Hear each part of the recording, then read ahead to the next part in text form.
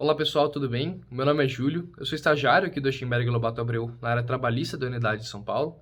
Eu trouxe a proposta hoje de falar brevemente em vídeo a respeito do tema da constitucionalidade das emissões em massa para as empresas que se encontram em dificuldade. Eu acho interessante começar falando do caráter emergente desse tema, né? Tende a ser um assunto cada vez mais abordado,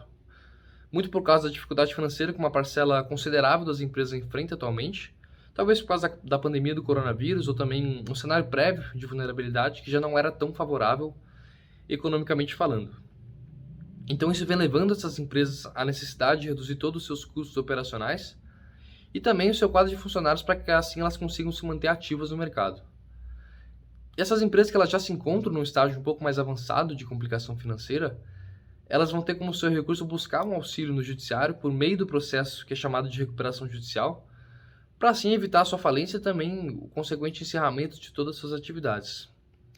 Esse processo, que ele é todo regimentado pela Lei de Recuperação Judicial, ele vai ter como alicerce preservar a saúde financeira da empresa e também viabilizar todos os meios possíveis para superar os abalos econômicos, com o objetivo, então, a partir daí, garantir a força de produção da empresa novamente e garantir também os interesses de todos os credores dessa empresa, né?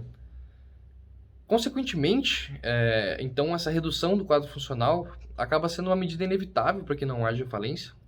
e vai ser justamente daí, a partir desse ponto, que surge a temática central que está sendo abordada, que é a redução do quadro de empregados sem a necessidade de haver uma negociação prévia coletiva com o sindicato. Se a gente for recorrer ao que é previsto no texto legal, o artigo 477-A da CLT, que foi introduzido lá atrás pela reforma trabalhista, ele deixa expresso que as dispensas imotivadas coletivas elas não necessitariam de uma autorização prévia do sindicato para que elas sejam efetivamente postas em prática, né? Mas indo em contramão ao que é disposto em lei, uma decisão da seção especializada em dissídios coletivos do TST consagrou que essa negociação coletiva ela é mandatória para que haja uma eventual dispensa em massa dos trabalhadores. Isso independentemente da empresa estar em processo de recuperação judicial ou não. Uma outra decisão que é válida trazer à tona, que é de um recurso extraordinário que está sob análise do STF, negou provimento esse recurso e determinou que a intervenção sindical prévia ela é uma exigência procedimental imprescindível para que essas dispensas em massa dos trabalhadores ocorram. Mas isso não pode ser confundido com uma autorização prévia por parte do sindicato, porque nesse caso está sendo só exigida a negociação e não a autorização. Acho que diante de tudo isso que foi falado, o principal questionamento que existe atualmente a respeito dessas decisões é o fato de elas estarem em conflito com o princípio da legalidade, porque esses dois entendimentos eles estão obrigando a empresa a cumprir uma disposição que não está prevista em lei.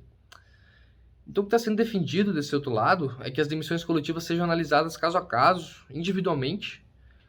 tomando por princípio que uma empresa que ela passou por uma redução considerável no seu número de contratos ou na sua fonte de renda como um todo, evidentemente, por consequência, ela teria uma redução também no seu faturamento, o que torna a diminuição do número de colaboradores uma medida praticamente emergencial, então fundamental para o prosseguimento das atividades da empresa, né?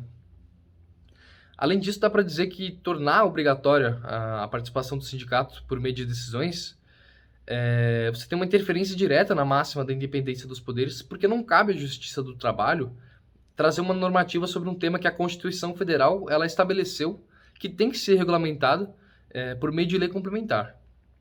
Então, acho que para concluir a linha de raciocínio, a gente pode dizer que, resumidamente, que essas discussões elas giram em torno dessas duas questões que tratam da dualidade entre dificuldade de dispensa coletiva com a possibilidade iminente da decretação da falência dessa empresa, com a liquidação e um consequente prejuízo direto a todos os funcionários, por motivos óbvios,